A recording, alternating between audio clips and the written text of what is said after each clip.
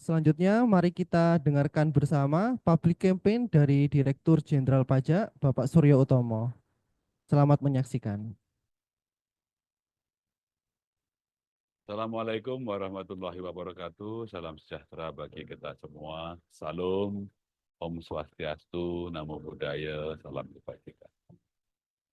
Bapak Ibu wajib pajak yang kami hormati, saat ini Direktorat Jenderal Pajak sedang melakukan perubahan seiring dengan arah reformasi birokrasi aparatur sipil negara.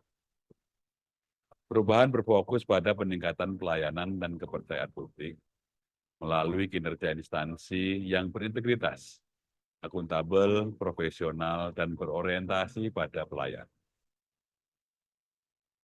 Kemajuan pesat di dunia ekonomi dan teknologi digital mendorong perubahan menyeluruh dalam sistem perpajakan, termasuk penyempurnaan regulasi dan perbaikan sistem inti administrasi perpajakan yang diharapkan Recording in progress. perpajakan. Reformasi perpajakan di Direktorat Jenderal Pajak melalui pembaharuan sistem administrasi perpajakan dilaksanakan terhadap 5 pilar utama, yaitu pilar organisasi, sumber daya manusia, teknologi informasi dan basis data, proses bisnis, serta peraturan perundang-undangan. Salah satu perwujudan reformasi perpajakan di bidang teknologi informasi data, Direktorat Jenderal Pajak meluncurkan sistem inti administrasi perpajakan yang baru pada tahun 2024 ini.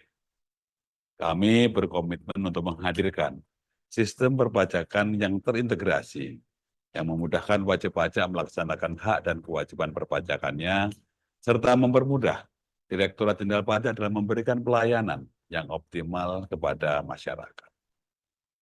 Bapak dan Ibu tidak perlu merasa khawatir atas perubahan sistem inti administrasi perpajakan ini.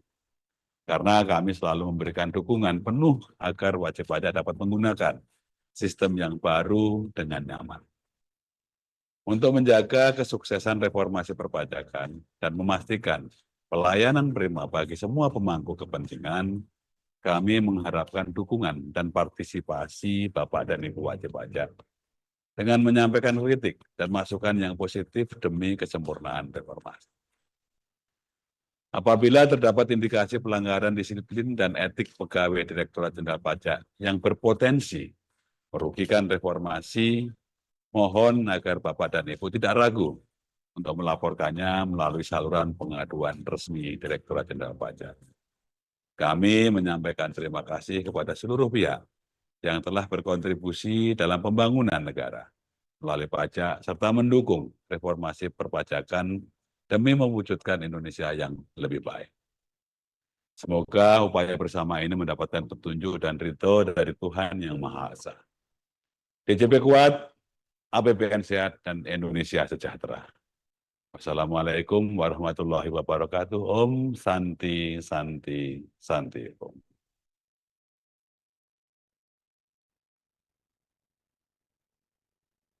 Baik, untuk selanjutnya mari kita ke inti dari acara, yaitu pemaparan materi terkait dengan Korteks yang akan disampaikan oleh Asisten Penyuluh Pajak KPP Pratama Jember, Bapak Karisma Willy Permana. Untuk Bapak Karisma Willy dipersilakan.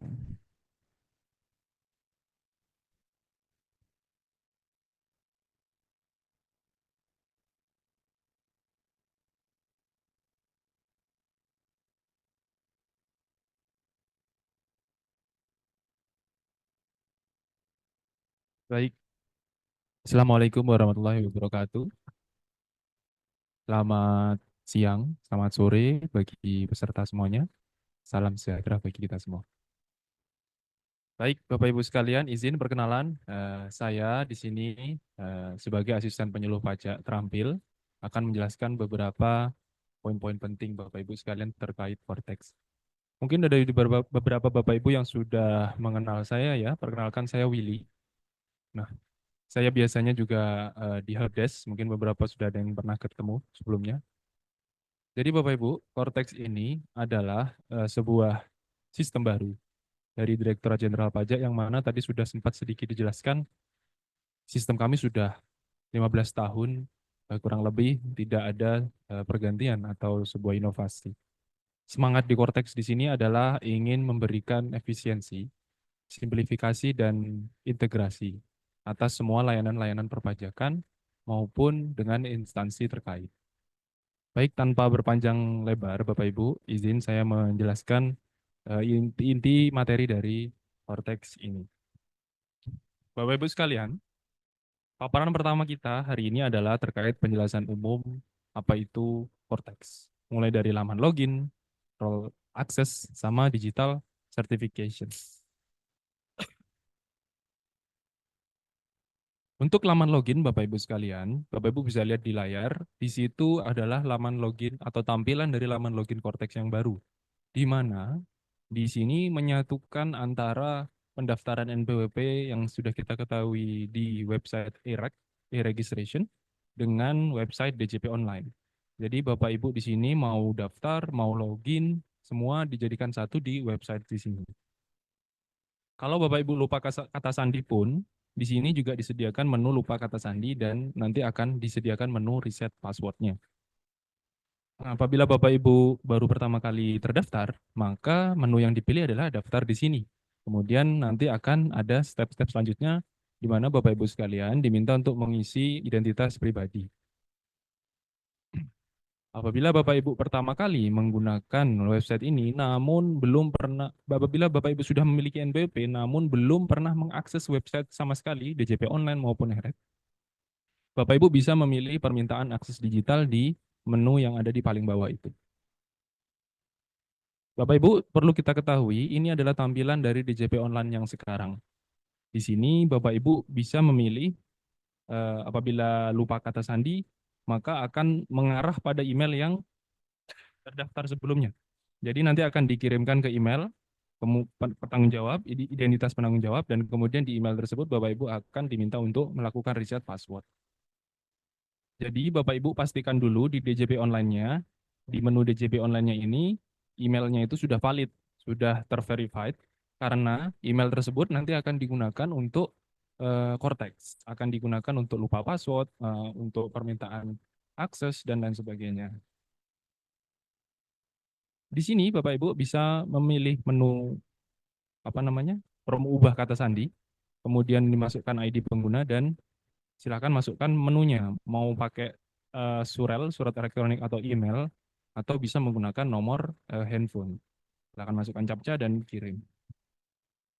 Reset password akan sukses dan akan ada tampilan seperti ini di email atau HP Bapak Ibu sekalian, smartphone Bapak Ibu sekalian. Setelah itu Bapak Ibu tinggal input password yang baru ya Bapak Ibu sekalian dan silakan lakukan konfirmasi kemudian save. Apabila sukses maka akan ada muncul notifikasi sukses, password sudah diganti. Baik, itu tadi untuk akses Bapak Ibu. Sekarang kita ke role access. Ada yang baru dari Cortex Bapak Ibu sekalian, yakni adanya fasilitas impersonating. Apa itu impersonating? Jadi kalau kita lihat alurnya ini Bapak Ibu sekalian, wakil atau kuasa itu login dengan NPWP pribadi atau NIK pribadinya. Kemudian wakil atau kuasa tersebut itu melakukan impersonating, yang mana dia akan mengakses badan atau OP yang diwakilkannya. Nah, nanti wakil atau kuasa tersebut diberikan dapat beraktivitas sesuai dengan role atau akses yang diberikan. Jadi nanti Bapak Ibu dalam suatu badan atau satu orang pribadi dapat memberikan role, dapat memberikan peran sebagai apa? Sebagai penanda tangan, sebagai pembuat faktur, sebagai pembuat SPT. Itu banyak peran yang dapat diberikan. Jadi nanti Bapak Ibu akan dapat menambahkan wakil atau kuasa tersebut. Yang kemudian Bapak Ibu dapat melakukan penandatanganan, tanda tangan dokumen yang terakhir itu sebelum N, itu menggunakan sertifikat digitalnya orang pribadi atau wakil tersebut. Dan tidak akan ada lagi sertifikat elektronik untuk badan. Karena kita kembalikan ke fungsi utamanya ya Bapak Ibu, bahwa yang bertanda tangan itu bukan badan, tapi yang bertanda tangan adalah pengurus orang pribadi atau perwakilan yang mengurus badan tersebut. Nah, ini Bapak Ibu tampilan terkait impersonating. Jadi loginnya Bapak Ibu ini contohnya Raka ya. Raka login, tampilannya akan seperti ini. Kemudian di menu di atas itu nanti setelah diklik yang Raka di situ nanti akan ada PT-nya Raka apabila Raka ini adalah PIC atau pengurusnya PT-nya Raka. Dan akan ada notifikasi di atas bahwa sedang mengimpersonating PT atau orang pribadi yang diimpersonating. Selanjutnya kita materi terkait digital certificate. PIC merupakan pihak yang memiliki otoritas penuh Bapak Ibu untuk mendaftarkan dan mengubah atau menghapus pihak-pihak terkait yang ada di dalam Cortex. Defaultnya PIC itu untuk pertama kali mengacu pada kolom identitas penanggung jawab di DJP online. Jadi Bapak Ibu bisa cek atau pastikan dulu dengan login badan di Cortex, dan Bapak Ibu dapat melihat di informasi umum di situ nanti akan muncul nama PIC penanggung jawab. Jadi dipilih informasi umum, kemudian dipilih pihak terkait. Nah, di situ nanti akan muncul orang-orang yang menjadi PIC. Kemudian pilih submenunya. Oke, ini dapat diedit, dihapus maupun dilihat. Nah, kalau kita gulir ke kanan, di situ Bapak Ibu akan melihat role atau kewenangannya apa saja.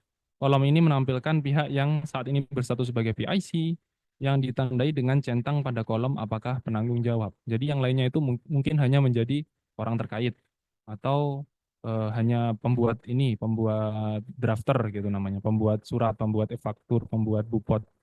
Jadi yang penanggung jawab utama yang apakah penanggung jawab itu sudah tercentang.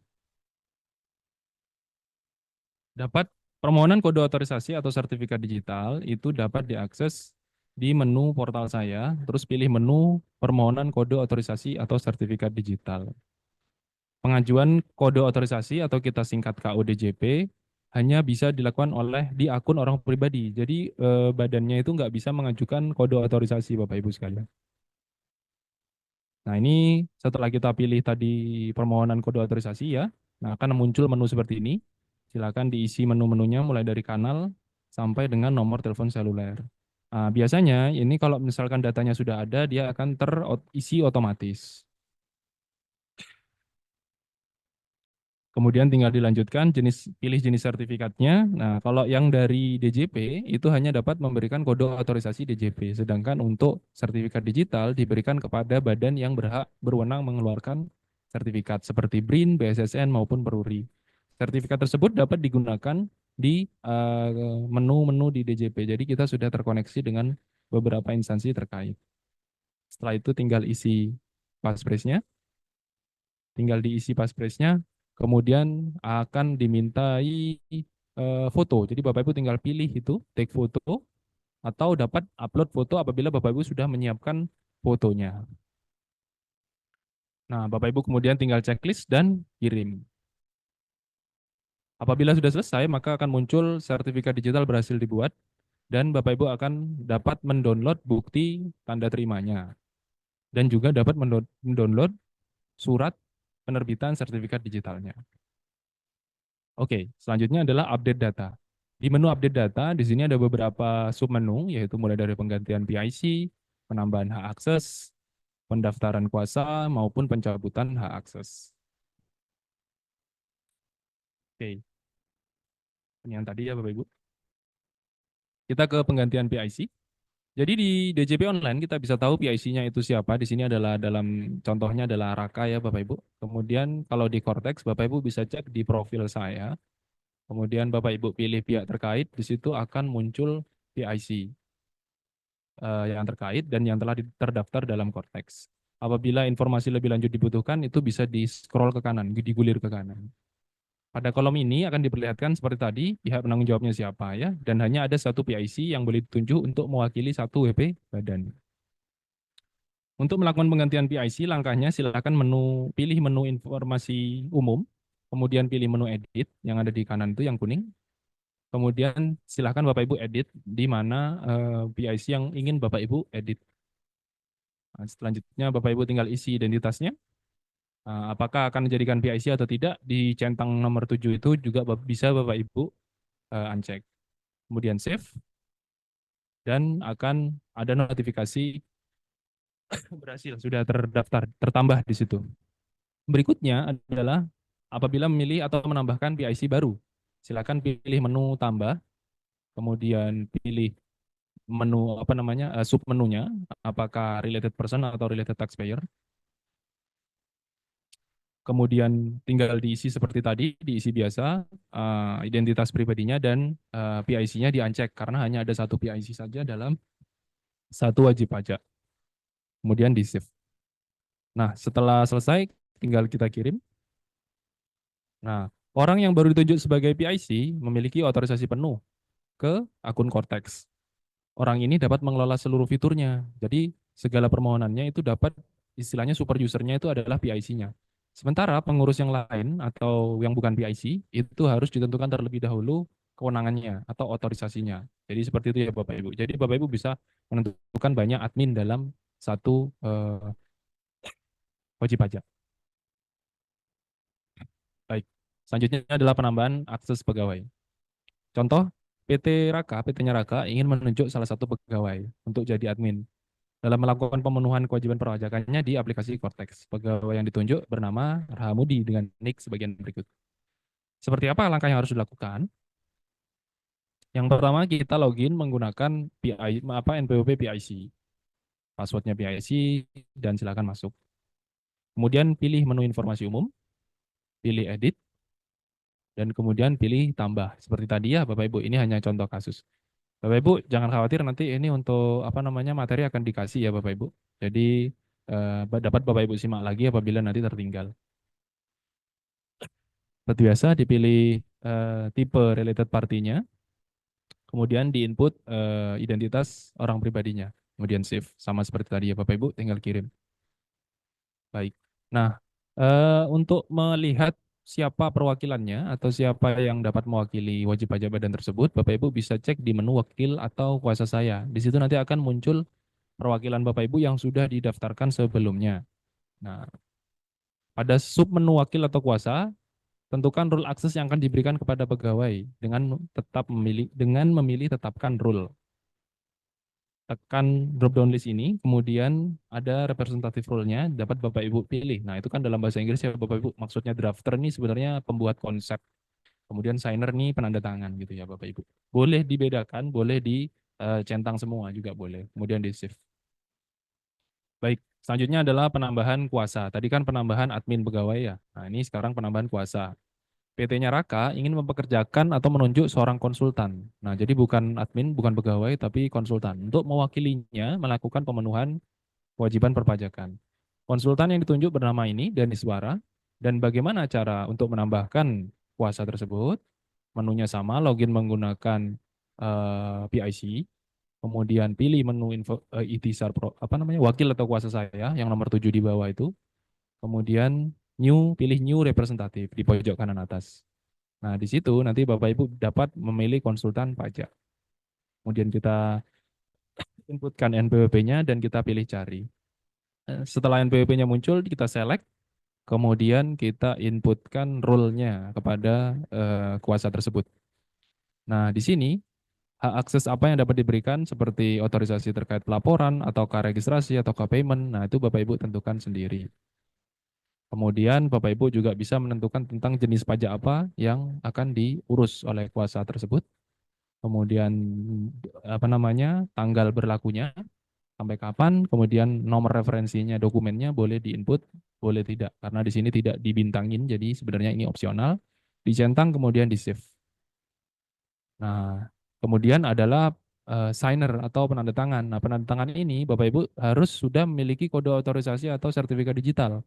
Nah, kode otorisasi kan tadi sudah diajukan tuh, contohnya yang tadi yang prosesnya di awal. Nah, tinggal masukkan ID-nya dan password-nya, kemudian save dan confirm. Setelah perusahaan menunjuk konsultan sebagai kuasa, maka dibutuhkan persetujuan dari konsultan tersebut. Jadi yang bersangkutan atau konsultan tersebut wajib membuka korteksnya, kemudian menerima usulan permohonan dari wajib pajak yang mengajukan dia sebagai kuasa. Yang mana dapat dicek di menu My Portal, My Profile, kemudian pilih Pending Request. Baik, selanjutnya adalah bagaimana untuk mencabut kuasa apabila sudah selesai atau ada selesai kontraknya. Jadi PT ini contohnya PT Rairaka ingin mengganti konsultannya dan dalam aplikasi Cortex sehingga harus mencabut hak akses konsultan tersebut. Nah, bagaimana langkahnya? Seperti biasa, login menggunakan PIC, pilih menu wakil atau kuasa, kemudian pilih revoke. Mudah ya Bapak Ibu. Tinggal dilanjutkan. Mati. Mati. Baik. Tinggal dilanjutkan untuk mengisi apa namanya? Identitasnya, subservisinya. Di halaman ini ditunjukkan keterangan otoritas kuasa yang akan dicabut. Jadi otoritas kuasa yang dicabut apa aja? Apakah semuanya atau hanya beberapa saja? Kemudian isikan catatan boleh, nah, itu opsional, centang, dan kemudian revoke, batalkan proses. Di sini nanti diminta untuk input kode otorisasi seperti biasa dan simpan dan konfirmasi. Yang kemudian kita akses taxpayer profile ya Bapak Ibu. Jadi di sini akan kita gambarkan sekilas terkait apa namanya akses taxpayer profile. Login menggunakan ini apa namanya PIC. Nah ini adalah tampilannya. Bapak Ibu nanti bisa cek ya, bisa baca kembali dan bisa Bapak Ibu ulik ini tentang apa saja di menu-menu di samping ini. Nah jadi ini seperti ikhtisarnya, seperti kumpulan informasinya, menu utamanya lah ya, gambaran profil utamanya. Kemudian di sini juga ada verifikasi 2 langkah, permohonan tertunda, dan ada semua permohonan yang Bapak Ibu ajukan. Nah ini Bapak Ibu, tadi kan itu perkenalan aja ya, hal-hal yang unik aja di Cortex. Nah selanjutnya adalah hal yang penting nih. Menurut saya penting karena ini terkait dengan e-faktur, di mana di sini berganti namanya menjadi e-tax invoice. Sebenarnya sudah berganti sih dari di e-faktur dulu. Cuman baru diterapkan atau baru diresmikan namanya e-tax invoice itu di Cortex.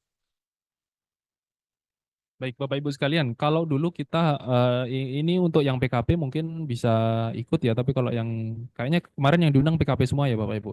Nah, jadi nanti Bapak Ibu, e-faktur sudah tidak digunakan lagi, kita semua akan menggunakan Cortex. Jadi enak Bapak Ibu, nanti buat faktur dan lapornya semua di website ini.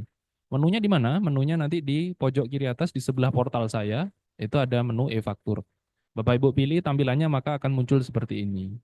Kurang lebih ini persis seperti tampilan pada e-faktur yang aplikasi desktop ya Bapak Ibu. Mulai dari e-faktur, pajak keluaran sampai dengan pajak retur pajak masukan yang ada di bawah. Baik sampai ke dokumen lain juga ada di situ. Oke, baik kita masuk lebih dalam. Di pajak keluaran Bapak Ibu di sini akan muncul beranda pajak keluaran yang sudah pernah Bapak Ibu buat seperti biasa ya. Di e-faktur pun seperti ini tampilannya. Setelah itu Bapak Ibu dapat eh, milih menu buat faktur dan dilanjutkan di pengisian fakturnya. Setelah itu kita ke pajak masukan. Pajak masukan ini seperti di pre-populated ya Bapak Ibu, tapi Bapak Ibu tidak perlu memilih pre-populated karena sudah disediakan pajak masukan di sini dan fakturnya semua juga sudah muncul di situ Bapak Ibu sekalian. Jadi lebih nyaman ya Bapak Ibu. Begitu penjual itu sudah mengeluarkan faktur, otomatis harusnya itu muncul di sini dan Bapak Ibu bisa lihat. Ini untuk returnya dan ini untuk retur tadi retur pajak keluaran, yang ini retur pajak masukan apabila terjadi retur. Kemudian di sini juga ada daftar dokumen lain ya, sama seperti e-faktur, namun ini jenisnya adalah dokumen lain. Baik, kita langsung ke studi kasus ya Bapak Ibu supaya tidak ngantuk. Baik, ini PT ABC adalah PKP yang bergerak di penjualan elektronik. Pada bulan 1 2024 menjual 10 televisi sejumlah 5 juta kepada PT DEF. Bagaimana membuat faktur pajaknya? Nah, Bapak Ibu pilih menu e-faktur tadi ya, kemudian pilih pajak keluaran dan pilih buat faktur di ini kelihatan nggak? Anunya. Ini dia. Pilih di ini di buat faktur ya. Setelah buat faktur, Bapak Ibu akan muncul tampilan berikutnya yaitu dokumen transaksi seperti e-faktur ya, seperti e-faktur persis. Jadi Bapak Ibu tinggal cek di sini. Nah, ini kode transaksinya. Bapak Ibu bisa pilih 1 sampai berapa. Untuk 1 untuk swasta, 2 untuk instansi pemerintah, dan 3 untuk pemungut non instansi pemerintah. Selanjutnya adalah dokumen transaksinya ya, Bapak Ibu tinggal isikan tanggalnya. Kemudian Bapak Ibu isikan NPWP pembeli atau lawan transaksi.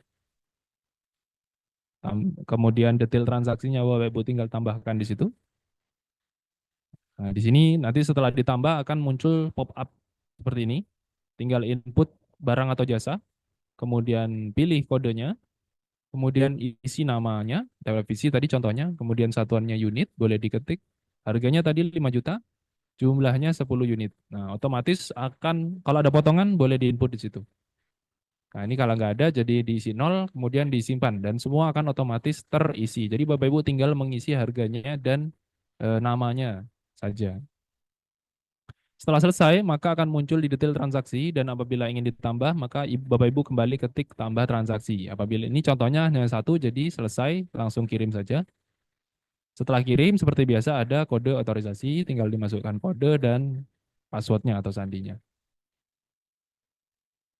Tuh contohnya diisi NIK dan diisi sandinya. Simpan dan kirim.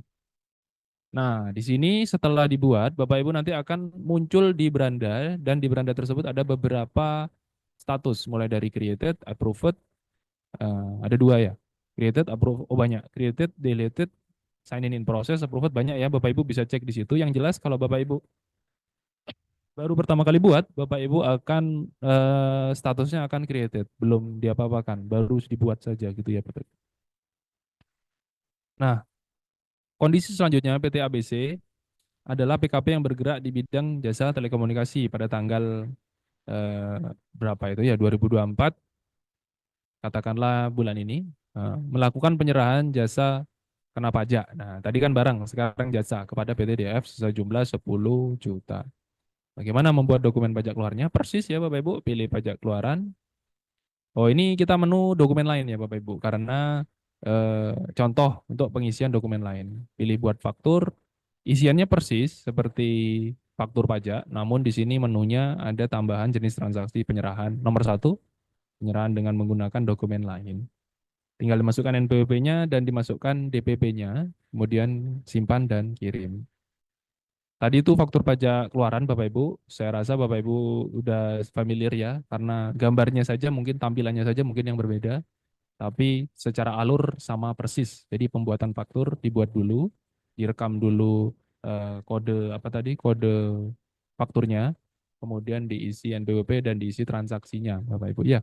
Kemudian silakan diupload, hanya tampilannya saja yang berubah. Yang kedua adalah faktur pajak masukan. Di faktur pajak masukan, Bapak Ibu dipermudah dengan adanya otomatis pre-populated di sini, Bapak Ibu. Jadi kalau Bapak Ibu klik pajak masukan, di situ seharusnya sudah muncul semua pajak masukan yang masuk ke PT-nya Bapak Ibu sekalian. Nah, di sini contohnya list yang sudah masuk ya. Icon pensil digunakan untuk melihat detailnya. Kalau Bapak Ibu ingin melihat detail fakturnya, tinggal diklik pensil. Nah, di situ detail faktur seperti faktur pajak keluaran akan muncul. Nah,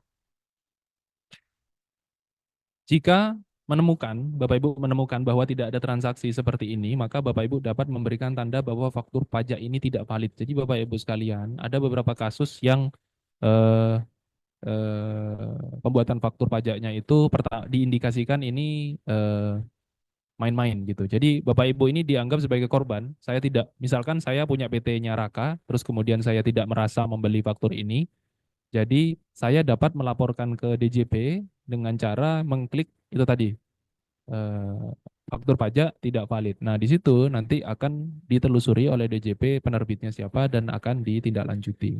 Jadi Bapak Ibu tidak akan terjebak faktur pajak masukan yang semisalnya Bapak Ibu tidak beli, tapi sudah masuk di namanya Bapak Ibu. Biasanya itu kan oknum-oknum tertentu yang mempermainkan NPWP-nya Bapak Ibu ya. Yang kedua, yang selanjutnya adalah ini keterangan-keterangan dalam pajak masukan ya. Pajak masukan di atas itu di menu yang biru ya ini. Kalau bisa saya tandai. Ah, ini dia. Itu ada 3 langkah. Yang pertama kreditkan, tidak kreditkan sama kembalikan ke approve.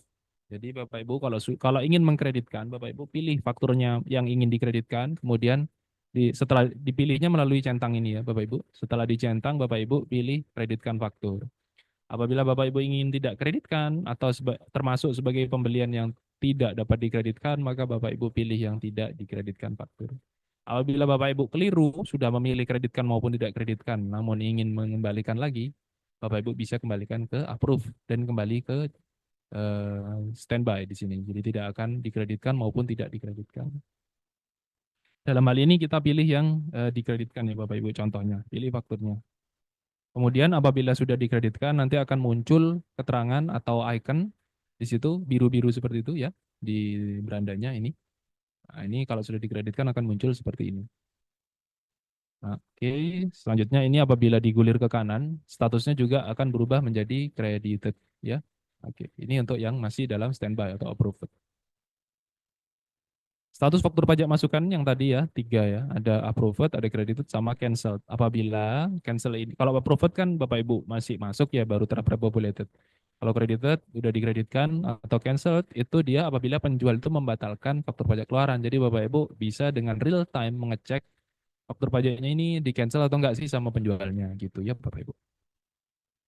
Baik, tadi kita pembuatan faktur, kemudian ditutup dengan pelaporan. Jadi ini yang sering sekali terlewat dari Bapak Ibu, apalagi PKP-PKP yang baru ya, baru terdaftar sebagai PKP. Untuk SPT masa PPN ini dilakukan sebulan sekali dan wajib tidak boleh tidak ada alasan apapun. Jadi kalau misalkan sakit, tetap aja nanti kalau misalkan nggak lapor, itu tetap akan didenda ya Bapak Ibu. Jadi pastikan, perhatikan bahwa pelaporan SPT ini wajib, baik ada transaksi maupun tidak ada transaksi. Nah, yang kemudian informasi yang bagus adalah yang perlu dicatat adalah pelaporan ini batas waktunya sebenarnya sebulan Bapak Ibu dan sebenarnya saya sarankan untuk tidak mepet-mepet di akhir bulan. Bagaimana cara pelaporannya? Nah, tadi kan di menu faktur ya Bapak Ibu untuk pembuatan fakturnya. Nah, sekarang kita pelaporan SPT-nya itu di menu SPT. Ini dia. Di SPT ini Bapak Ibu pilih menu SPT lagi, kemudian nanti akan muncul eh, buat konsep SPT atau beranda baru. Nah, pilih buat konsep SPT. Nah, kemudian Bapak Ibu pilih yang PPN. Di situ akan muncul banyak nanti, mulai dari PPN sampai kewajiban-kewajiban yang perlu Bapak Ibu lakukan. Kita ngomongin PPN dulu, kita klik PPN, kemudian pilih lanjut, pilih masanya, kemudian pilih jenisnya. Jenisnya normal atau pembetulan. Kemudian nanti akan muncul eh, konsep SPT di beranda konsep SPT-nya. Nah, di berandanya ini Bapak Ibu tinggal pilih icon pensil. Nah, ini akan memunculkan tampilan SPT yang akan Bapak Ibu laporkan. Ada sedikit perubahan, lebih minimalis ya Bapak Ibu sekalian, terutama di poin menu lampiran AB. Lampiran AB sudah tidak ada lagi, semua dijadikan satu di lampiran induk. Kemudian ada tambahan lampiran C, di mana itu adalah lampiran tambahan terkait uploadan atau dokumen-dokumen lain yang diperlukan untuk diupload di SPT masa PPN. Selebihnya sama Bapak Ibu, A1 sampai B3 ya, A1 untuk transaksi ekspor, A2 untuk dalam negeri domestik, B1 untuk pembelian impor, B2 untuk penjualan dalam negeri, dan B3 untuk penjualan yang tidak tidak dikenakan PPN. Ini untuk detail-detailnya ya Bapak Ibu. Kalau normalnya atau PKP yang baru, maka mainnya kalau hanya main yang domestik, ini nanti semua penjualannya akan muncul di A2. Kemudian faktur-faktur penjualannya akan muncul di A2, faktur keluarannya, dan faktur pajak masukan yang dikreditkan tadi itu akan masuk di B2 semua, otomatis. Ini hanya untuk view aja ya Bapak Ibu. Nah kemudian untuk penyerahan PPN yang PPN yang dipungut atau rekap pajak keluarannya Bapak Ibu itu juga akan otomatis muncul di sini. Seperti WP faktur, cuman tampilannya dibuat agak berbeda ya Bapak Ibu. Selanjutnya rekap pajak masukan. Dan penghitungan pajak kurang bayar atau lebih bayarnya akan otomatis terhitung. Nah, di situ nanti Bapak Ibu lebih sederhana ya pilihannya, mau dikompensasikan, mau dikembalikan dengan pendahuluan atau dikembalikan melalui pemeriksaan. Jadi lebih sederhana ya Bapak Ibu yang sudah pernah menggunakan SPT masa PPN sebelumnya, yang ribet harus memilih pasal-pasalnya ya Bapak Ibu, ini lebih disederhanakan. Jadi menunya bahasanya lebih friendly. Ini untuk pemilihan PPN KMS dan PPN lainnya seperti pembayaran kembali pajak yang tidak dapat dikreditkan dan PPN BM. Ada juga pemungutan PPN atau PPN BM oleh pemungut sama oleh pihak lain. Nah, ini scroll ke bawah terus tampilannya akan seperti itu Bapak Ibu. Kemudian Bapak Ibu lengkapi kelengkapan SPT seperti dokumen daftar rincian penyerahan, mungkin kendaraan bermotor kalau itu MOKAS, dan kemudian Bapak Ibu tinggal centang dan simpan. Setelah simpan seperti biasa, kode otorisasi, kemudian di confirm. Nah, Ini yang berbeda Bapak Ibu. Dulu Bapak Ibu harus menginput NTPN atas tagihan SPT masa PPN bulan A misalkan, bulan Januari misalkan. Nah sekarang Bapak Ibu pengisian NTPN itu tidak ada. Pengisian NTPN diganti menjadi pembuatan billing di akhir. Jadi Bapak Ibu setelah mengisi atau membuat SPT, ujungnya adalah menunya itu dijadikan dua. Buat billing atas SPT tersebut atau menggunakan deposit. Nah, deposit itu nanti akan kita bahas di slide berikutnya ya. Katakanlah kita memilih kode billing ya Bapak. Nah, setelah kita create kode billing, Bapak Ibu akan diminta seperti biasa, confirm sign, kode kode otorisasi DJP dan akan muncul kode billingnya. Nah, kode billingnya pun menarik Bapak Ibu ya, nggak seperti yang sekarang, kode billingnya ditaruh di bawah. Nah, ini kode billingnya ditaruh di yang paling atas. Jadi yang paling pertama Bapak Ibu baca adalah kode billing. Nah, di situ nyaman sekali. Bapak Ibu tinggal masukkan kode billingnya itu ke metode pembayaran Bapak Ibu, silakan mau bayar pakai apa di m-banking maupun di sarana-sarana lainnya seperti di Indomaret atau lain-lain. Setelah dilakukan pembayaran, maka kalau belum dilakukan pembayaran, maka SPT ini akan standby di menu SPT menunggu dibayarkan, menunggu pembayaran. Itu ya Bapak Ibu ya. Setelah itu, kalau Bapak Ibu lupa nih tadi nggak bisa download ininya, kode billingnya, Bapak Ibu juga bisa cek di menu pembayaran di daftar kode billing belum dibayar. Di situ nanti akan muncul kode billingnya, ya. Kemudian bisa Bapak Ibu bayarkan.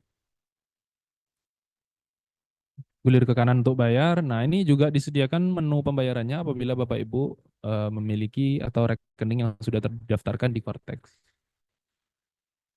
Baik, ini adalah apabila sudah dibayarkan, otomatis SPT yang menunggu pembayaran ini, yang ada di menu yang di atas ini, dia akan pindah ke SPT yang dilaporkan secara otomatis. Jadi Bapak Ibu dimudahkan untuk tidak mengisi NTPN. Kita ketahui Bapak Ibu, NTPN itu yang paling susah diisi adalah apabila Bapak Ibu bertemu dengan 0 dan O.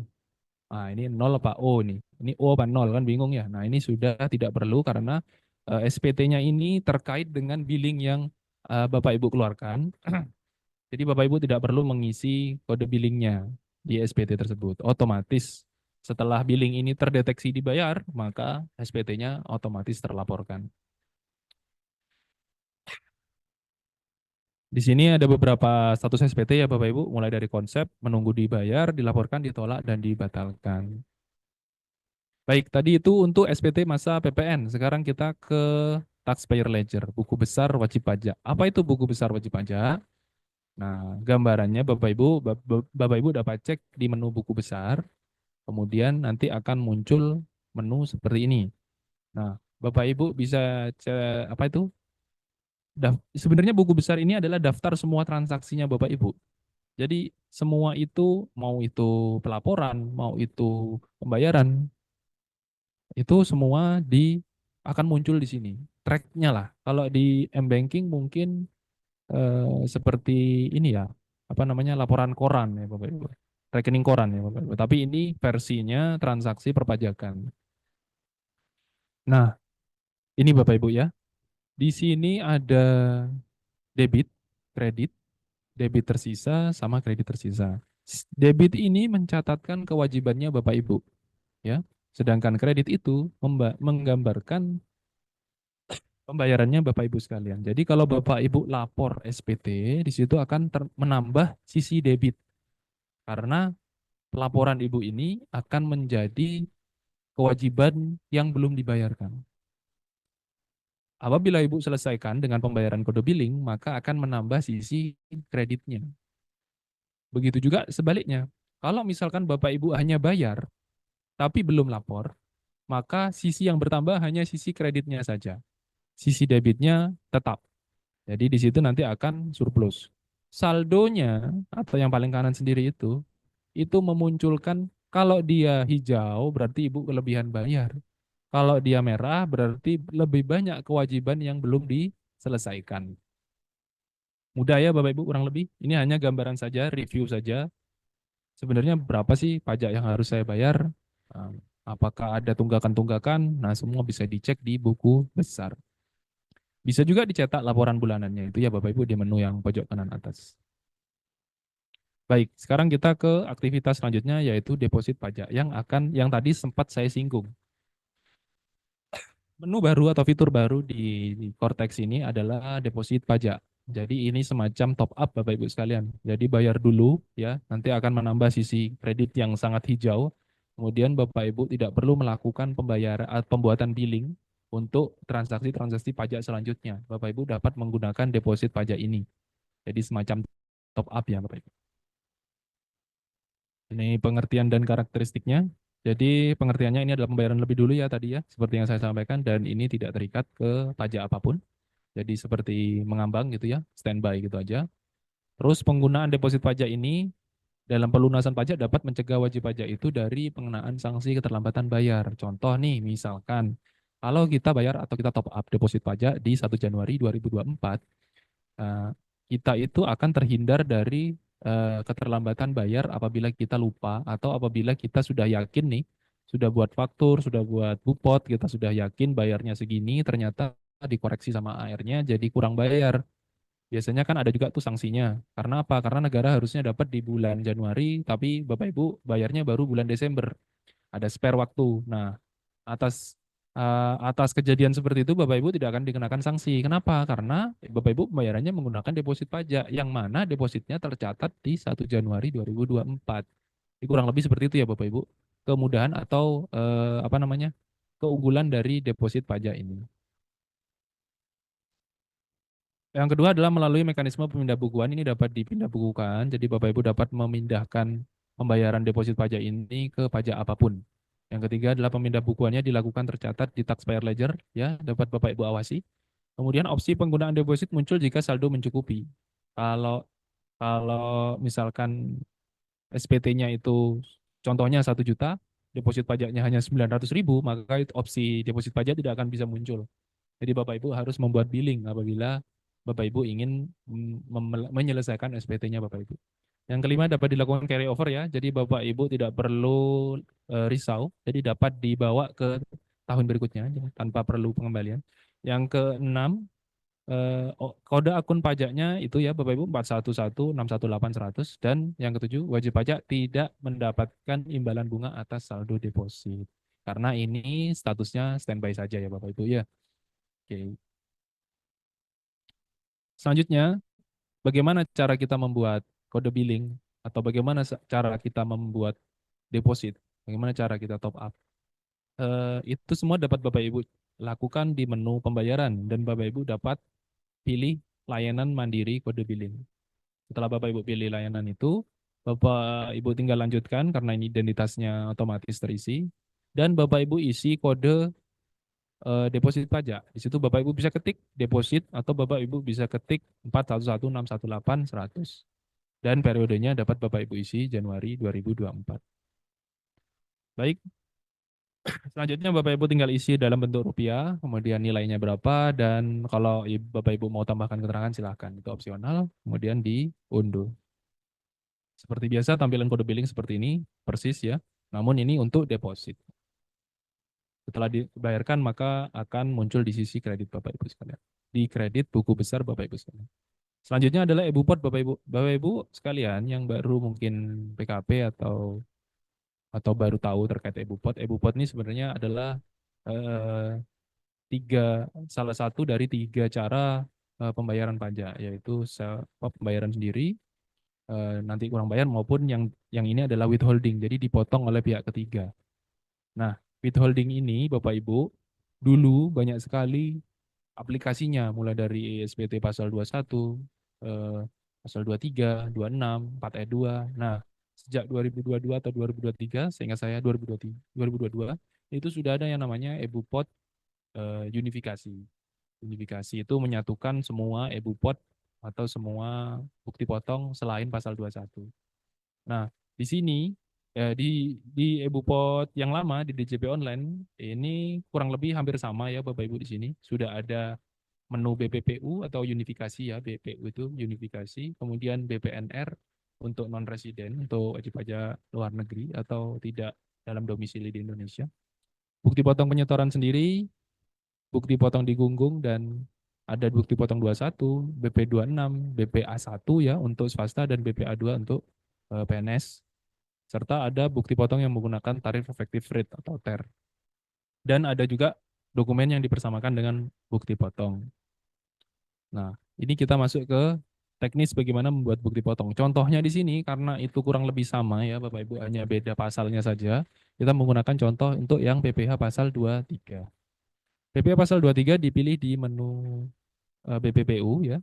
Bapak Ibu pilih menu BPPU, kemudian akan terpop up menu seperti ini, pilih menu create EBUPOT BPU, kemudian tinggal select tax periodnya atau periode pajaknya, statusnya normal ya, tinggal diisikan NIK atau NPWP, kemudian diisikan NITKU-nya. Apabila transaksi ini normal, maka dipilih yang tanpa fasilitas, dan untuk objek pajaknya Bapak Ibu dapat dipilih sesuai dengan di menu yang sudah disediakan. Bapak Ibu dapat ketik di situ, misalkan kalau untuk pasal 23 kita sewa ya, sewa, kalau ini kan bahasa Inggris ya, nanti dalam bahasa Indonesia itu Bapak Ibu tinggal ketik sewa. Nah, nanti akan muncul pilihan menu rent atau sewa. Nah, di sini Bapak Ibu juga tidak perlu memilih ya pasal 23 atau pasal berapa atau pasal 4 ayat 2 kah atau berapa, itu akan otomatis ditentukan oleh sistem. Bapak Ibu hanya tinggal mengisi tax base atau dasar pengenaan pajaknya. Dasar pengenaan pajaknya Bapak Ibu isi contohnya di situ 20 juta, dan tarifnya serta pajaknya dan kode pajaknya semua sudah terisi secara otomatis. Selanjutnya di referensi dokumen Bapak Ibu tinggal isikan referensinya, apakah melalui kontrak atau melalui pembayaran, atau contoh seperti yang ada di layar. Nomor dokumennya juga dapat Bapak Ibu isikan sesuai dengan keadaan realnya ya. Kalau tidak ada boleh di strip. Yang selanjutnya adalah tanggal dokumennya ya Bapak Ibu. Pilih NITKU atau ID place business, kemudian ini kalau sudah diisi ya, tadi tampilannya Bapak Ibu agak di zoom out. Bapak Ibu tinggal pilih submit, save dulu kemudian submit. Setelah disubmit, Bapak Ibu akan kembali ke menu beranda ya. Namun ini tidak ada slide ditampilkannya, nanti akan menu di beranda dan Bapak Ibu dapat klik dokumennya. Nah, dokumennya nanti akan seperti ini Bapak Ibu sekalian.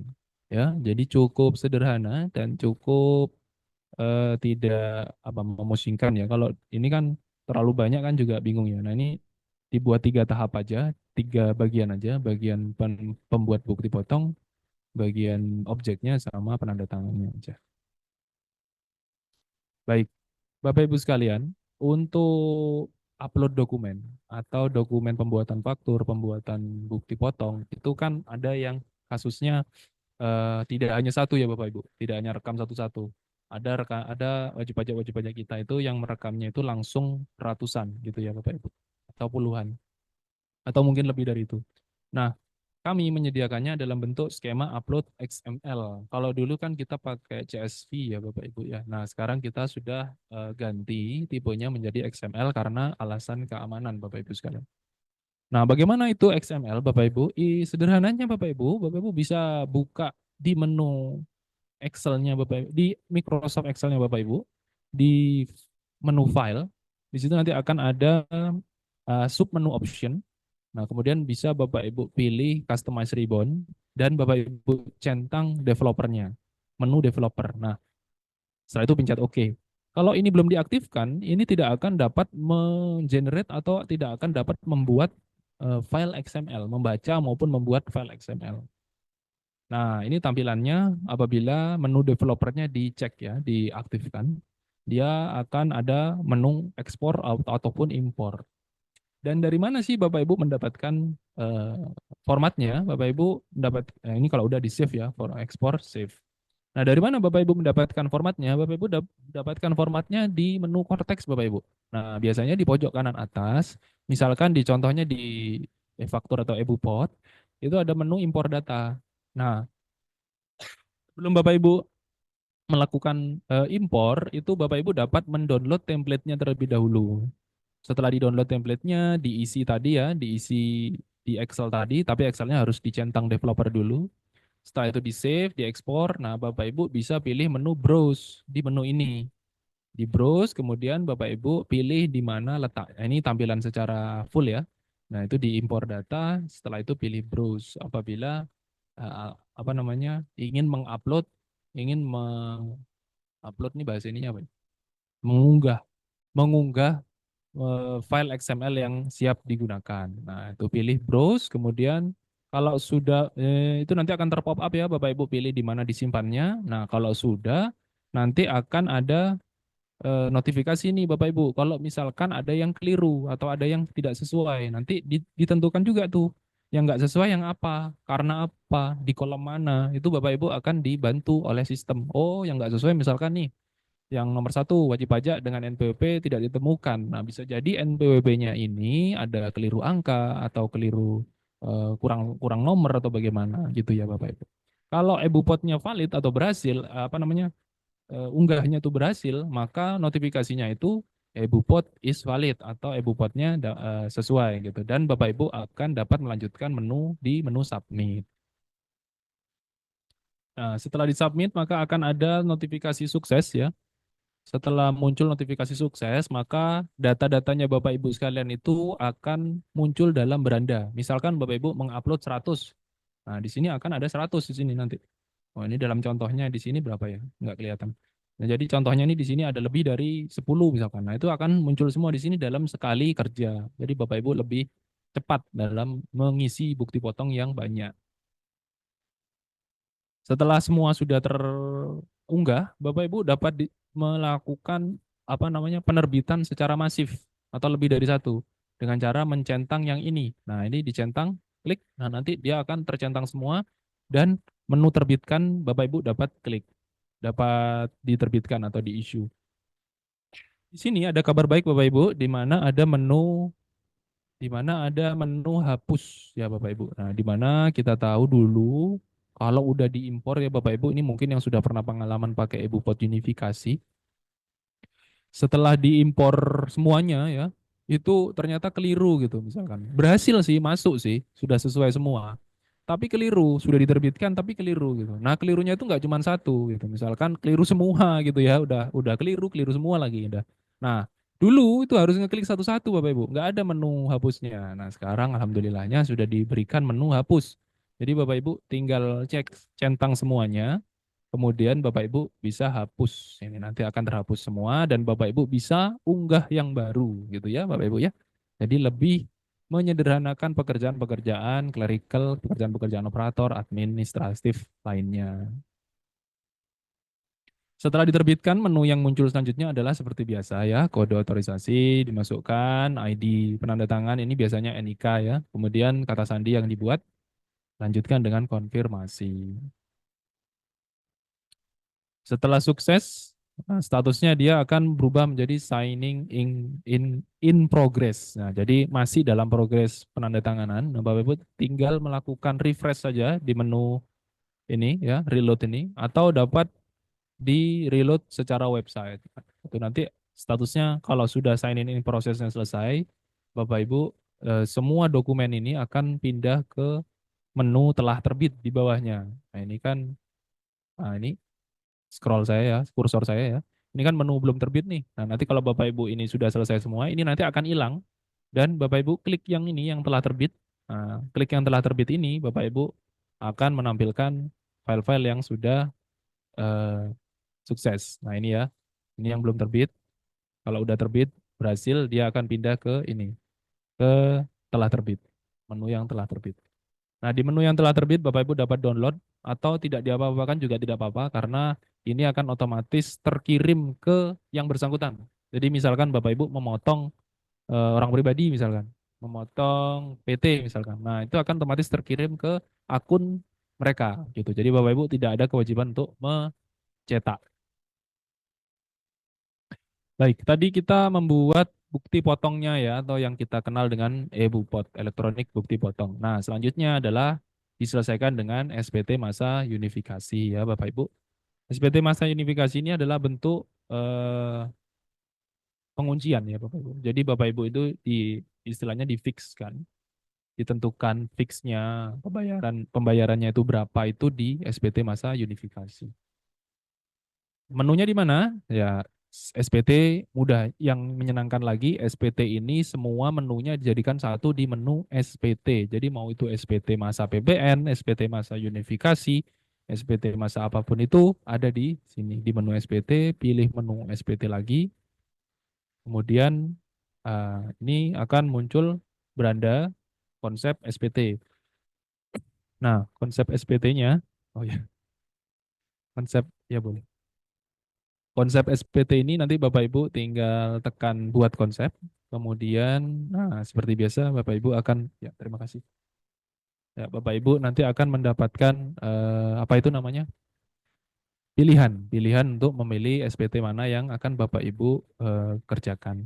Tadi kan kita pilih menu PPN. Nah, selanjutnya kita pilih menu PPH unifikasi karena tadi kita ke pasal 23 ya Bapak Ibu ya contohnya. Kemudian pilih lanjut, kemudian pilih periodenya dan tahunnya, lanjut. Kemudian pilih SPT normal kayak tadi persis ya.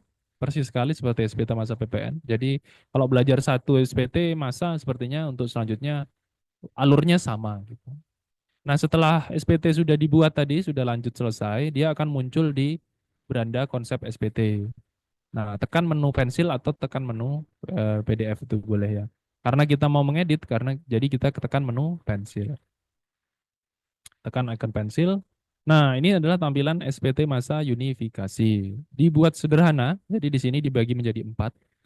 SPT induknya, daftar lampiran satunya, lampiran 2, daftar 1, daftar Romawi 2, dan lampiran 1. Di SPT masa PPH unifikasi di situ pertama ada identitas, kemudian yang kedua ada ya itu dia. Jadi mulai dari PPH 21 sampai PPH 26 semuanya di situ semua ya Bapak Ibu. Tinggal dicentang subjek atau wajib pajaknya ya. Jadi bukan pakai wakil atau kuasa kemudian diisikan apa itu nggak kelihatan saya NPWP ya pengurus, nama tanda tangan dan bayar atau lapor apabila Bapak Ibu sudah melihat sesuai bahwa misalkan PPH 23-nya cuma satu dan munculnya di sini cuma satu, ya sudah langsung aja bayar dan lapor. Apabila Bapak Ibu ingin melakukan pengecekan lebih detail, nah di situ ada daftar 1 untuk bukti potong yang atas pemotongan atau pemungutan. Jadi semua pemotongan dan pemungutan itu ada di sini. Contohnya misalkan kita memotong PPH 23-nya orang, PPH 23-nya badan, PPH 21-nya jasa apa pekerja bebas freelance, dia akan muncul di sini. Enggak, kalau 21 kayaknya enggak masuk unifikasi. Ini untuk yang unifikasi aja selain 21. Jadi yang 23, 26, 15 sama 4 ayat 2 tadi ya. Nah, kalau kita yang daftar 2, ini tadi untuk yang daftar bukti potong akan muncul di sini. Nah, untuk yang ini selanjutnya bawahnya ya, totalnya akan muncul di situ. Yang di daftar 2 ini untuk yang daftar bukti potong yang pembayaran sendiri. Apa contohnya yang pembayaran sendiri? Contohnya itu kalau kita memiliki penghasilan atas sewa tanah atau bangunan. Misalkan nih PT-nya Raka punya tanah atau bangunan atau ruko atau bidang tanah yang disewa UMKM gitu misalkan. Nah, itu misalkan dapat penghasilan dari situ, kan itu UMKM-nya atau konsumennya kan nggak motong. Ya kan kalau konsumen ya udah sewa-sewa aja selesai gitu kan. Nah, yang wajib store sendiri kan yang memiliki ruko atau yang memiliki tanah itu. Nah, itu dibuatkan bukti potong store sendiri, dia akan muncul di sini di daftar 2. Selanjutnya ya ini tampilannya totalnya ya, dia akan muncul di bawahnya. Dan lampiran 1 ini untuk daftar lampiran yang ingin diupload, lampiran tambahan, tabel ATC, tabel 1 ACT. Jika semua sudah dicek, tekan tombol bayar dan lapor untuk SPT masa.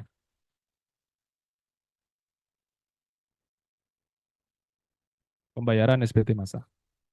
Nah, tadi kan setelah kita bayar dan lapor, dia akan muncul choose payment method atau metode pembayarannya mau dipilih apa? Mau dipilih berdasarkan billing atau mau diselesaikan dengan billing atau mau diselesaikan dengan pembuatan deposit pajak.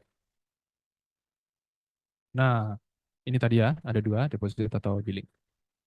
Setelah kita pilih tadi ya, salah satunya billing atau deposit, selanjutnya adalah penandatanganan dokumen. Seperti biasa ya, kode otorisasi, tanda apa namanya, kode sandinya, simpan dan confirm. Nah, billing, kalau misalkan tadi kita pilih billing, maka dia akan masih di SPT menunggu pembayaran. Namun tadi kita contohnya memilih di SPT dilaporkan. Nah, kalau SPT dilaporkan ini dia bukan memilih SPT dilaporkan, memilih deposit pajak. Nah, kalau menggunakan metode deposit pajak, dia akan otomatis selesai dan akan pindah bukan lagi di SPT menunggu pembayaran, tapi sudah di SPT dilaporkan. Sama seperti apa namanya penerapannya billing ya. Jadi sudah langsung dianggap bayar. Namun dibayarnya ini menggunakan deposit. Nah, kalau sudah dia muncul di SPT dilaporkan dan Bapak Ibu dapat melakukan download arsipnya di sini. Jadi Bapak Ibu tidak perlu minta ke KPP lagi untuk apabila oh kalau masa ini berapa ya Pak? Kan biasanya kan cuma dapat bukti penerimaan elektroniknya saja, BPE-nya saja. Nah, untuk SPT-nya kan Bapak Ibu tidak ditampilkan. Nah, di sini Bapak Ibu ditampilkan. Jadi Bapak Ibu bisa mengecek sendiri SPT saya seperti apa dan berapa yang dibayarkan. Nah, baik. Mungkin demikian dari saya terkait materi Cortex. Nah, selanjutnya mungkin dapat dilanjutkan di sesi diskusi atau tanya jawab. Nggih. Saya kembalikan ke operator atau langsung ini operator. Gimana? Langsung, baik. Baik, untuk sesi diskusi, Bapak Ibu sekalian boleh tanya ya, bebas apapun itu terkait Cortex ya Bapak Ibu, dengan cara raise hand ya Bapak Ibu ya. Di ini. Kalau di apa box biasanya nanti akan ter apa namanya tenggelam Bapak Ibu. Karena ini baik, kita tunggu ya Bapak Ibu sekalian. Mungkin tadi ada yang kelewat, mungkin ada yang kelewat atau kurang jelas. Apa materinya tetap kita share. Cuma mungkin atau Bapak Ibu ada yang mau tanya, mau kenapa? Yang di share? Iya, yang ini. Nah, ya, jadi yang nanti kita share dari sini ya Bapak Ibu ya. Di akhir acara, mungkin bisa membantu teman-teman cara nge-share-nya. Ya, teman operator nge-share-nya bisa dibantu di share nggak? Yang ada di sini. Oke. Oh, di mana?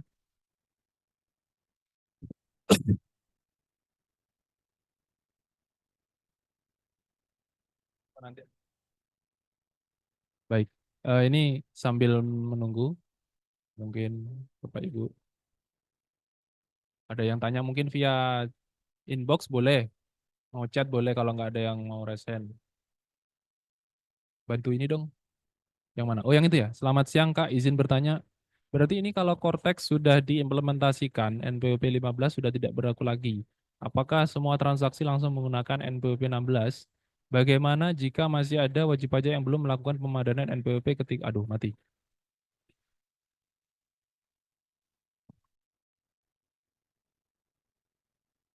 Bentar ya Bapak Ibu, mohon maaf ada, oke sudah itu. Bagaimana jika masih ada wajib pajak yang belum melakukan pemadanan NPWP ketika Cortex sudah diimplementasikan? Baik. Baik, jadi Bapak Ibu, per Januari 2025 nanti NPWP 16 digit sudah diterapkan dan NPWP 15 digit sudah tidak berlaku lagi. Artinya untuk orang pribadi, NPWP 15 digitnya sudah hangus, sudah tidak bisa dipakai lagi, sudah harus menggunakan NIK. Bagaimana jika masih ada wajib pajak yang belum melakukan pemadanan? Nah, nanti terpaksa ya wajib pajak tersebut diminta untuk pemadanan dulu. Misalkan terjadi transaksi dengan wajib pajak tersebut, maka tidak akan terjadi gagal pembuatan. Misalkan buat faktur ke NPWP 15 orang pribadi misalkan. Nah, itu nanti akan tidak dapat dilanjutkan. Jadi nanti terpaksa si pembelinya wajib pemadanan dulu. Nah, pemadanannya itu kurang lebih sepertinya harus dilakukan di kantor pajak. Nah, nanti akan kita lakukan pemadanan antara NIK dengan NPWP-nya. Mungkin itu ya. Mohon maaf kalau ada yang kurang lagi bisa dilanjutkan di kolom chat. Kalau kurang jelas, ada lagi ya. Apa itu?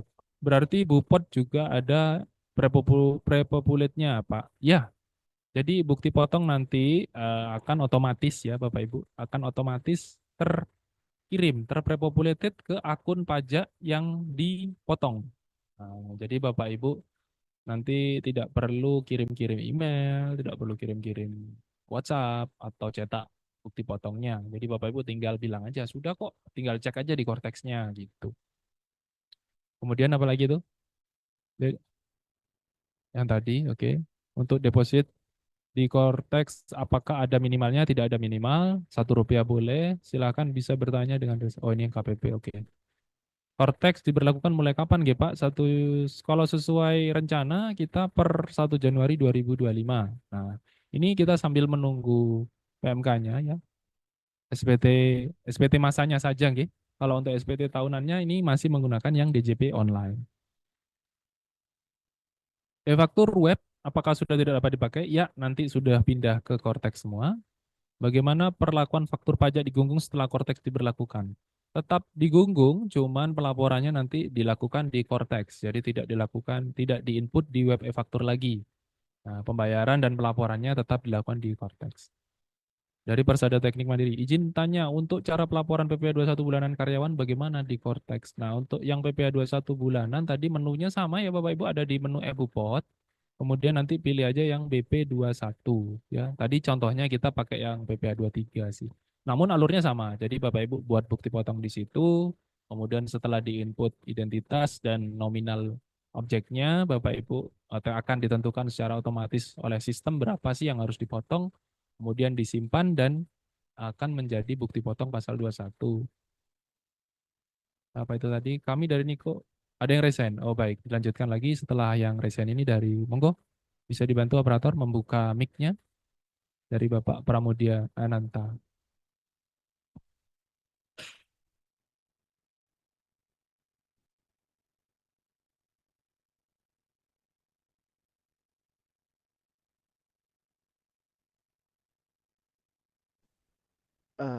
Selamat sore Pak.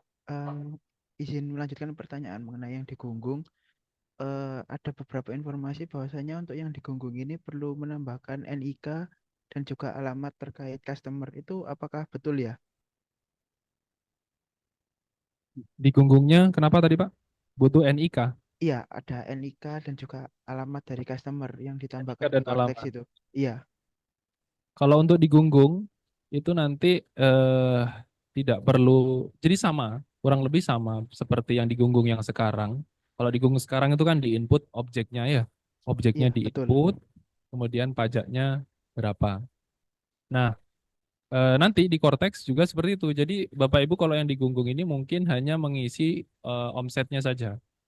Kemudian nanti PPN-nya berapa. Tuh, apakah menggunakan PPN tarif tertentu atau PPN tarif yang retail. Kalau yang retail kan berarti tarifnya sama ya, 11% kalau nggak berubah.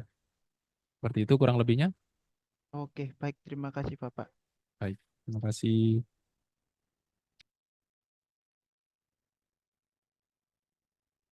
Baik, sambil menunggu resen saya selesaikan yang di chatbox ya Bapak Ibu. Kami dari Niko mau tanya masalah deposit. Misalkan kita telat bayar, sedangkan kita sudah ada deposit. Pertanyaannya, secara pembayaran kami tidak telat, tapi secara pelaporan kami telat. Apakah kena denda? Ya, benar. Jadi pembayarannya tidak terlambat. Namun pelaporannya kalau belum lapor ya Bapak, kalau belum lapor maka telat. Tapi kalau sudah lapor tapi keliru, kan nanti jatuhnya pembetulan. Nah, kalau pembetulan itu tidak terlambat karena kita melihat SPT normalnya. Seperti itu ya Bapak. Mulai 2025 web e-faktur dan aplikasi e-faktur 4.0 web DJP online tidak bisa dibuka atau masih bisa. Untuk yang DJP online masih bisa dibuka untuk SPT tahunan ya Bapak Ibu. Kalau untuk yang web e-faktur dan aplikasi e-faktur 4.0 sudah digantikan menjadi Cortex. Kapan berlakunya? 1 Januari 2025 sesuai rencana. Izin bertanya seperti Persada Teknik. Oke, yang di atas tadi sudah dijawab mungkin ya. Ya, oke, lanjut. Cara input pajak keluaran luar negeri. Untuk lawan transaksi selama ini tulis manual karena buyer kita tidak punya nomor NPWP. Ya, tadi contohnya pembayaran dalam faktur dalam negeri ya. Kalau yang luar negeri itu tadi nggak dicontohkan ya Bapak Ibu karena ini masih belum dibuka webnya jadi kita belum bisa contohkan yang yang apa namanya yang tidak ada di PPT ya Bapak Ibu. Nah, kurang lebihnya sama sih Bapak Ibu itu. Seperti ini apa namanya? Mungkin nanti akan ada sesi selanjutnya ya. Maksudnya kita akan undang bagaimana teknis atau bimbingan pembuatan faktur yang luar negeri langsung praktek gitu ya Bapak Ibu. Soalnya ini kan belum bisa dibuka ya. Jadi untuk yang luar negeri ya. Jadi kita juga tidak dapat menggambarkan ke Bapak Ibu selain yang dicontoh PPT tadi. Baik Bapak Ibu, ini ada raise hand lagi mungkin dari Bapak Damar Batur. Silakan Bapak atau Ibu, silakan. Ya, terima kasih Bapak atas penjelasannya. Di sini saya izin bertanya ya Pak, untuk apa lawan transaksi dan referensi barang yang ada di aplikasi sekarang itu apakah otomatis berpindah di aplikasi Cortex nantinya? Terima kasih. Baik, terima kasih. Ini pertanyaannya teknis sekali. Jadi Bapak Ibu, untuk faktur-faktur yang sudah faktur ya, Pak ya. Terkait faktur ya Bapak, ya Mbak, ya Ibu ya, Ibu Damari. Oke. Terkait faktur untuk lawan transaksi dengan kode barang atau kode jasanya itu nanti tidak akan terpindah secara otomatis. Kenapa? Karena yang sekarang ini adalah database lokal. Jadi database lokal atau database yang ada di perangkatnya Bapak Ibu itu tidak akan terkoneksi dengan database yang di server. Dan nanti juga kode-kodenya itu tidak perlu kita input lagi. Di Cortex itu kita harus pilih. Jadi tidak boleh kita mendaftarkan kode lain. Jadi sudah ditentukan di situ kode-kodenya, barangnya maupun jasanya. Kalaupun misalkan nggak ada, bisa Bapak Ibu pilih yang lainnya. Gitu.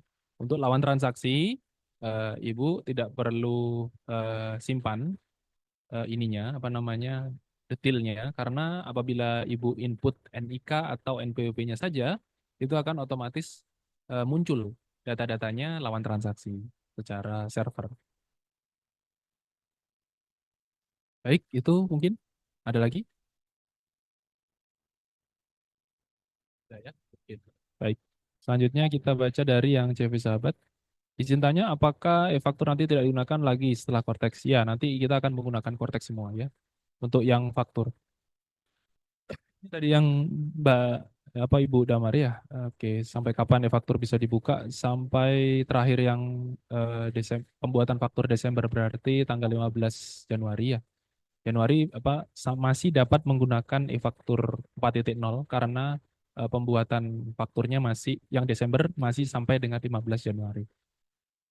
Untuk data lawan transaksi yang ada di aplikasi e-faktur, oke yang tadi ini ya. Apakah otomatis tersimpan? Tidak ya. Jadi Bapak Ibu harus input NPWP-nya secara manual. Nanti detailnya akan terisi otomatis. Izin tanya, kalau dua lembaga usaha apa bisa dikelola satu orang admin? Bisa selama satu orang admin itu didaftarkan di badan tersebut sebagai PIC. Jadi misal saya punya PT A, punya PT B, punya PT C, semua itu yang PIC-nya saya. Boleh, boleh, bisa.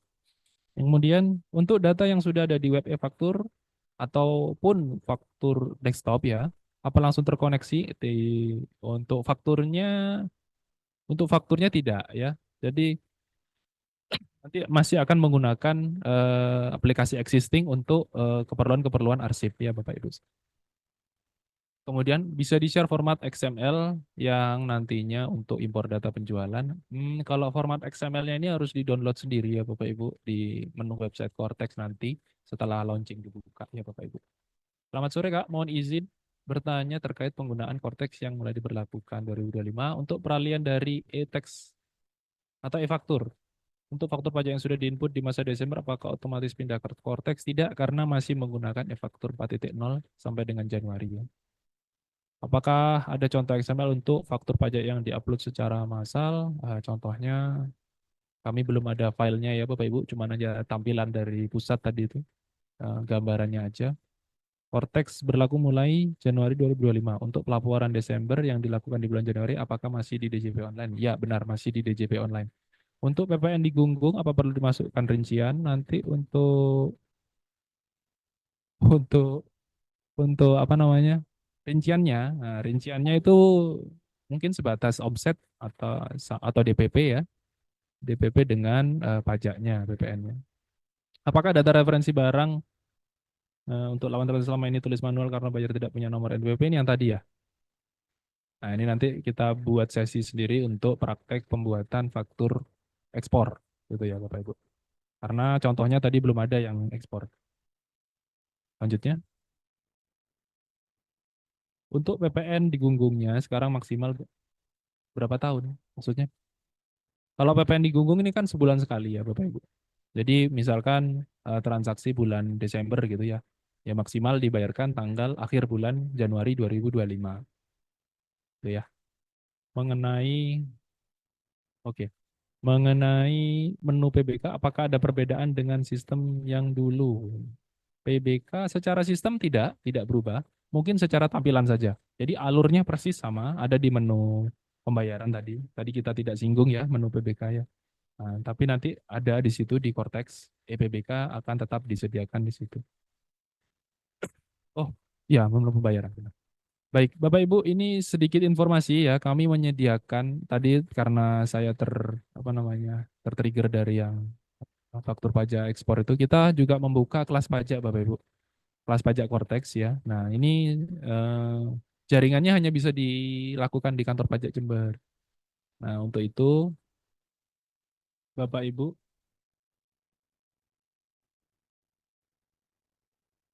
ngetik di PPT. Oh, ininya, kelas pajaknya.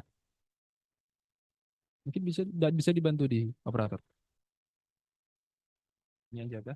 Aku nggak bisa bayar. Nah, nanti di kelas pajak itu Bapak Ibu harus daftar dulu ya. Harus daftar dulu di linknya ada di Instagram kami. Reservasi dulu ya. Nanti reservasi dulu. Nah, nanti Bapak Ibu akan diberikan informasi terkait kepastian kehadirannya. Nah, di situ Bapak nanti akan mendapatkan eh, apa namanya? Mendapatkan teknik bimbingan. Nah, ya bimbingan bagaimana apa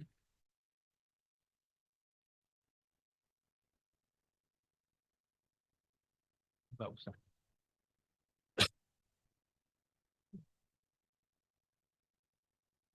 Jadi nanti di Instagram Bapak Ibu bisa cek sendiri ya apa yang perlu di eh, ini kan. Oke. Ini ribet, nggak bisa kayaknya. Nanti aja Bapak Ibu cek IG aja ya Bapak Ibu. Saya susah untuk di kolom chat. Oh, di kolom chat sudah ada ya itu Bapak Ibu. Linknya ada di kolom chat.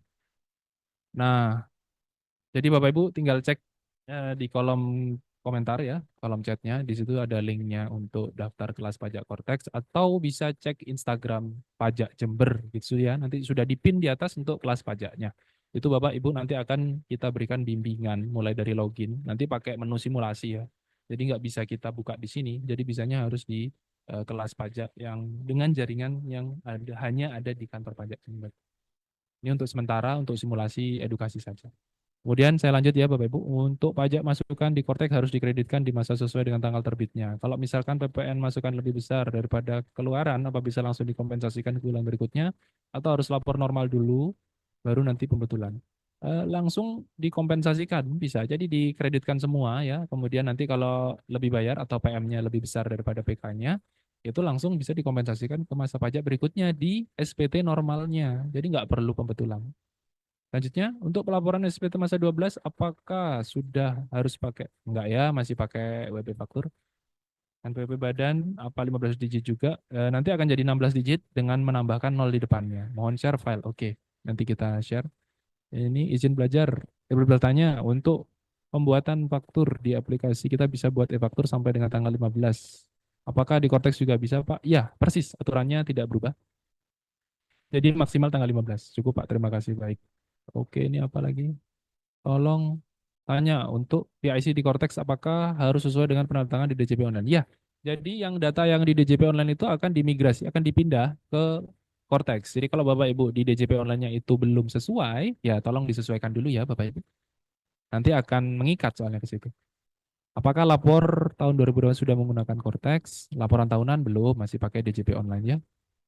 Oke, izin bertanya untuk karyawan yang diberi kuasa untuk login, Apakah kalian harus melakukan aktivasi NPWP-nya jika kalian masih berstatus NE? Dan apakah harus memiliki akun Cortex? Harus memiliki akun Cortex, ya Bapak Ibu. Kalau untuk NE-nya sejauh ini belum ada informasi harus aktif. Yang harus punya akun Cortex, ya harus. Apakah kira-kira akan ada sosialisasi? Ya ada. Jadi di tadi ya di Instagram maupun di tadi ada info dari operator sudah di-share di kolom komentar. Oh, muncul di ini di layar. Nah, itu dia. Silakan catat ya bit.ly daftar Cortex HPP 626 itu boleh di apa namanya reservasi. Reservasi dulu di situ karena setiap hari Rabu kami lakukan seminggu sekali setiap hari Rabu rutin ya. Tapi harus reservasi dulu karena ada kuotanya per harinya. Oke, kemudian untuk penyerahan dalam negeri dengan faktur pajak digunggung, info yang lagi ramai harus diperinci satu persatu. Dalam antrian penjualan retail harus dibuatkan faktur pajak keluaran dan harus diisi NIK dari end user. Kalau memang harus menggunakan NIK, misal end user tidak memberikan data NIK, apa kami kena denda? Sejauh ini informasinya belum ada sampai NIK, Bapak Ibu, hanya menginput saja omsetnya, kemudian dimasukkan PPN-nya. Yang meminta NIK itu faktur. Jadi kalau dia tidak punya NPWP atau NIK-nya itu tidak diaktifasikan, maka ya terpaksa harus punya NIK. Apakah kena denda? Lebih ke nggak dapat faktur sih Bapak Ibu, nggak bisa buat faktur. Nah itu kalau nggak buat faktur baru ada denda. Kan kalau buat faktur kan harus minta NIK-nya pembeli. Nah kalau pembeli nggak ngasih NIK ya nggak dapat barang. Biasanya sih gitu Bapak Ibu. Jadi untuk nge-push konsumennya, ya memang ini juga terkait dengan cuan ya. Maksudnya bagaimana caranya konsumen itu dipermudah ya. Tapi ya ini aturan di negeri kita ini harus membuat faktur apabila ingin mendapatkan barang. Jadi kalau menjual tanpa faktur, nah itulah yang menyebabkan denda bunga, ya. Keterlambatan pembuatan faktur. Kenapa ini tidak diterbitkan faktur? Gitu Bapak Ibu. Jadi dendanya bukan karena nggak mengisi NIK, tapi karena tidak membuat faktur. Kemudian, izin tanya lagi, bagaimana kalau SPT PPN lebih bayar, apakah otomatis menjadi saldo di deposit? Kalau lebih bayar akan dikompensasikan ke masa pajak berikutnya, dan menunya dikompensasi atau dikembalikan, baik secara pendahuluan maupun secara apa namanya itu? Pendahuluan maupun secara pemeriksaan ya. Di situ tadi kan 3 yang lebih sederhana ya, nggak kayak dulu yang harus milih pasal berapa, pasal berapa, pasal berapa. Setelah Cortex berlaku, apakah e-faktur masih bisa dibuka? Untuk pelaporan yang Desember saja, SPT 2024 saja masih bisa dibuka, tapi untuk yang Januari tidak bisa. Jika sudah melewati bulan Januari tapi memerlukan pembetulan, apakah masih bisa dilakukan? Iya, karena masih menggunakan aplikasi legacy ya, aplikasi bahasa Indonesia. DJP online lah ya. Aplikasi bawaan yang sekarang. Kantor pusat ngomongnya aplikasi legacy, aplikasi warisan. Sudah tidak dipakai lagi, tapi kalau terjadi sesuatu untuk arsip atau untuk pembetulan masih dipakai. Izin tanya lagi, yang mana tadi? IVA ya? Yang mana? Lili. Untuk faktur pajak masukan Desember 2024 yang belum kami kreditkan di SPT masa PPN, apakah nantinya akan muncul secara otomatis? Faktur pajak masukan Desember 2024 yang belum kami kreditkan di SPT masa PPN 2024. Apakah nantinya secara otomatis? Seharusnya masuk karena fakturnya ini adalah data di server kita. Jadi kita punya datanya, maksudnya bukan data lokal database, tapi itu data server. Jadinya yang di Desember 2024 itu seharusnya masuk menjadi pengurang atau kredit di yang Januari sudah bisa. Apakah setelah Cortex berlaku? Oh, mohon maaf. Ini kan anu ya, apa namanya? Yang di Desember itu berlakunya kan masih 3 bulan. Ya benar, bisa berarti. Ya mohon maaf. Mati. Mohon maaf.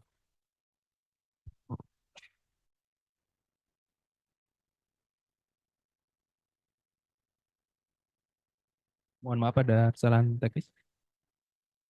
Apakah setelah Cortex berlaku, e-faktur dan web masih bisa dibuka? Oke, sudah dijawab ya. Bisa sampai Januari 2025. Oke, lanjut. Lanjut.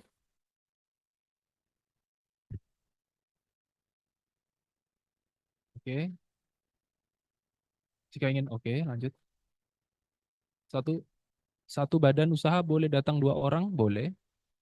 Izin bertanya untuk faktur yang sekarang tadi dijelaskan tanggal 15 faktur batas dihentikan, sedangkan WP faktur sebelumnya tanggal 30. Izin bertanya, untuk faktur yang sekarang tadi dijelaskan tanggal 15 Januari dihentikan, sedangkan web tanggal 30. Ya, oke. Itu bagaimana? Apakah masih bisa melaporkan di tanggal 30 untuk pajak bulan? Ya, masih bisa. Pakai web e-faktur ya, yang untuk Desember 2024. Yang e-faktur 4.0 itu paling lambat tanggal 15 Januari 2025. Bagaimana jika akan melakukan pembetulan SPT PPN tahun tertutup? Mohon maaf, scroll ke bawah. Mana tadi? Mana tadi? Ah, itu.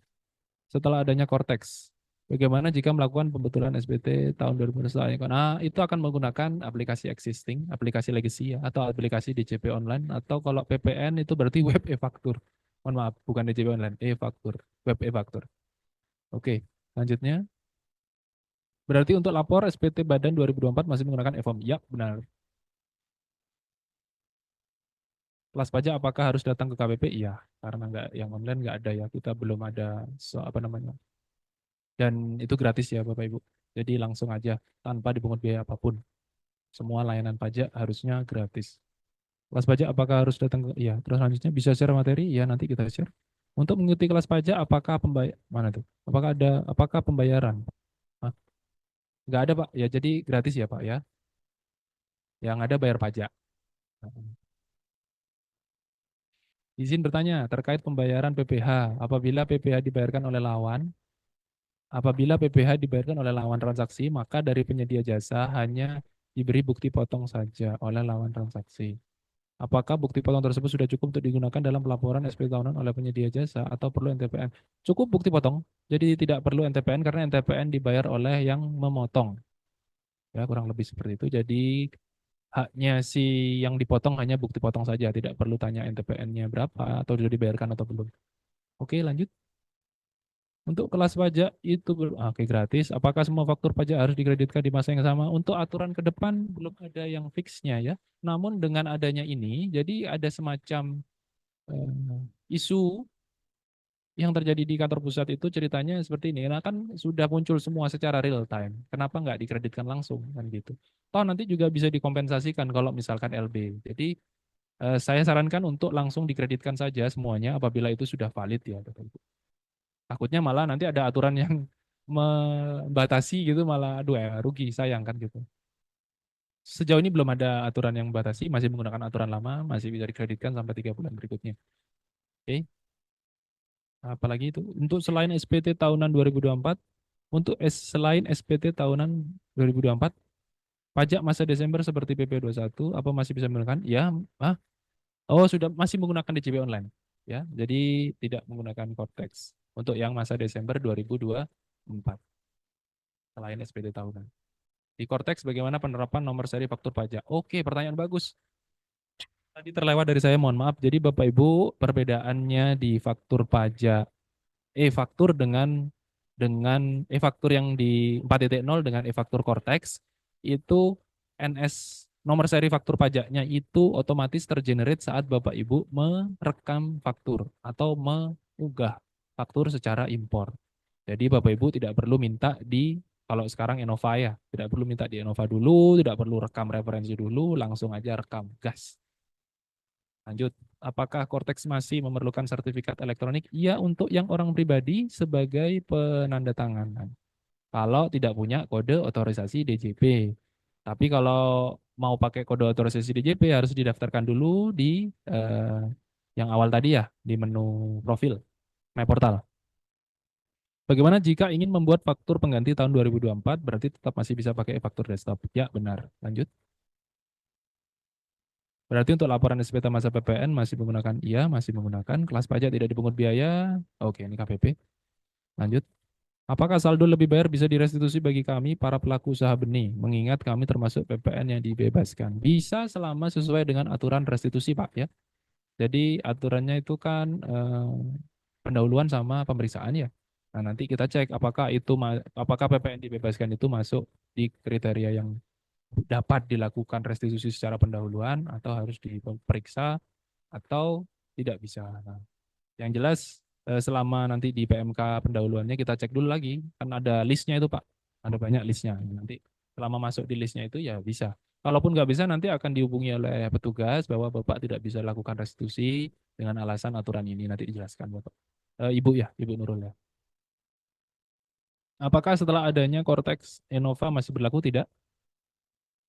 Apakah perlu memilih PIC untuk pengerjaan pajak yang dilakukan sendiri? Kalau orang pribadi maksudnya ya, kalau orang pribadi tidak perlu. Kalau sudah memiliki kode otorisasi, apa bisa mengakses di semua PC? Ya, ini bisa diakses di semua perangkat PC, laptop maupun Android ya, OS-nya apapun itu bisa. Ini bentuknya website. Untuk penginputan nota retur jika menggunakan acuan faktur pajak apakah bisa? Seharusnya bisa karena faktur 2024 itu terupload di server. Apakah di aplikasi Cortex faktur pajak masukan masih bisa dikreditkan selama 3 bulan? Ini jawaban yang tadi ya. Aturannya masih sama, namun di sistem ya Bapak Ibu masih belum mengakomodir 3 bulan. Jadi saya sarankan untuk dikreditkan semua di bulan tersebut. Ya, aturannya masih belum berubah, namun di sistem belum mengakomodir yang 3 bulan. Untuk yang Cortex ya. Oke.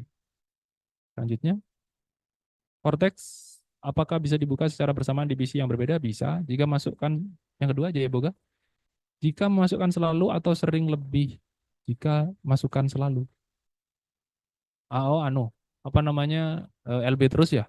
Apakah tidak bisa dikompensasikan atau dialihkan ke pembayaran pajak yang lain selain nggak bisa. Jadi kalau kompensasi PPN ini terus-terusan dia berantai di situ terus, ujung-ujungnya harus restitusi kalau misalkan tidak ada lagi yang dapat dikompensasikan. Ada lagi? Oke, baik. Terima kasih atas apa namanya partisipasinya Bapak Ibu. Baik, bagus sekali ini pertanyaannya. Ini selanjutnya adalah share materi ya. Share materinya bisa dibantu operator. Share materinya. Oh, yang ini belum. Sebentar ya Bapak Ibu, saya